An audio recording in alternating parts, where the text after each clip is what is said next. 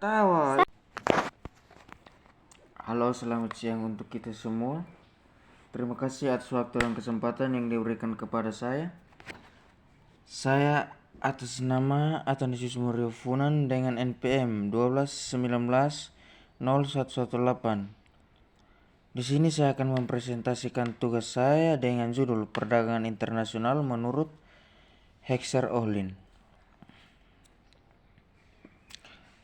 Langsung saja kita masuk ke pengertiannya.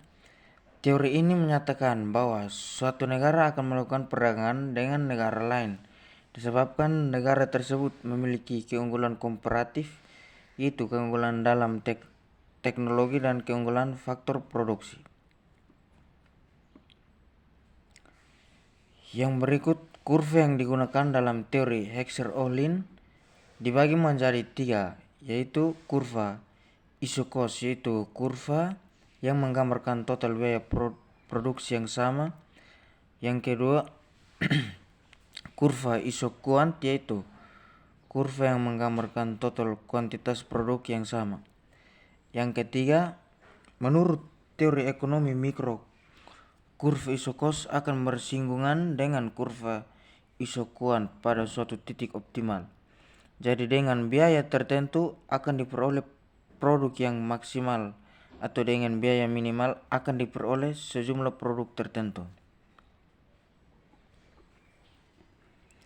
Yang berikut analisis teori Hexer-Ohlin dibagi menjadi 4 bagian. Yang pertama, harga atau biaya produk suatu barang akan ditentukan oleh jumlah atau proporsi faktor produksi yang memiliki masing-masing negara.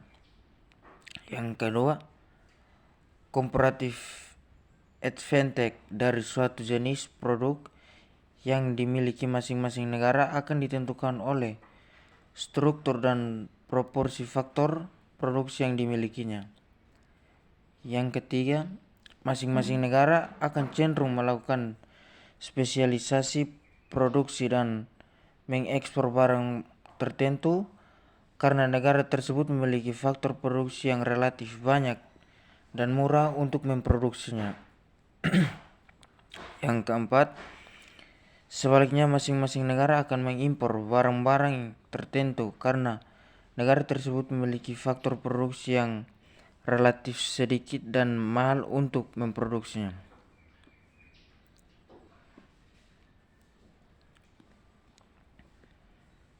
Yang berikut kelemahan dari teori Hexer-Ohlin, yaitu jika jumlah atau proporsi faktor produksi yang dimiliki masing-masing negara relatif sama, maka harga barang yang sejenis akan sama pula sehingga perdagangan internasional tidak akan terjadi. Yang berikut dampak perdagangan internasional, yaitu dampak positif dan dampak negatif. Yang pertama, dampak positif itu dibagi menjadi 7 bagian, yaitu yang pertama, meningkatkan investasi yang bersumber dari investor asing ataupun lokal. Yang kedua, meningkatkan devisa karena bila nilai ekspor melebihi dari nilai impor. Yang ketiga, menimbulkan lapangan pekerjaan. Yang keempat, meningkatkan daya saing produk berdasarkan keunggulan komparatif dan kompetitif. Yang kelima, meningkatkan kemampuan sumber daya manusia yang handal melalui teknologi. Yang keenam, memperluas diversifikasi barang, jasa dan pasar sesuai dengan penawaran dan permintaan. Yang kelima, memperbaiki neraca perdagangan dan neraca pembayaran. Yang berikut dampak negatif dibagi menjadi 5, yaitu yang pertama, terpengaruhnya perekonomian nasional oleh situasi dan kondisi pasar dunia. Yang kedua, berpengaruh pada perubahan terhadap kebijakan pembangunan nasional, misalnya krisis ekonomi. Yang ketiga, menciptakan ketergantungan produk terhadap produk suatu negara. Yang keempat, eksploitasi terhadap sumber daya alam karena pemenuhan pasar dunia.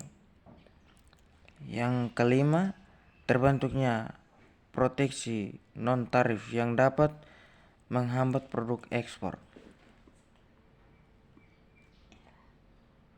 Sekian dan terima kasih.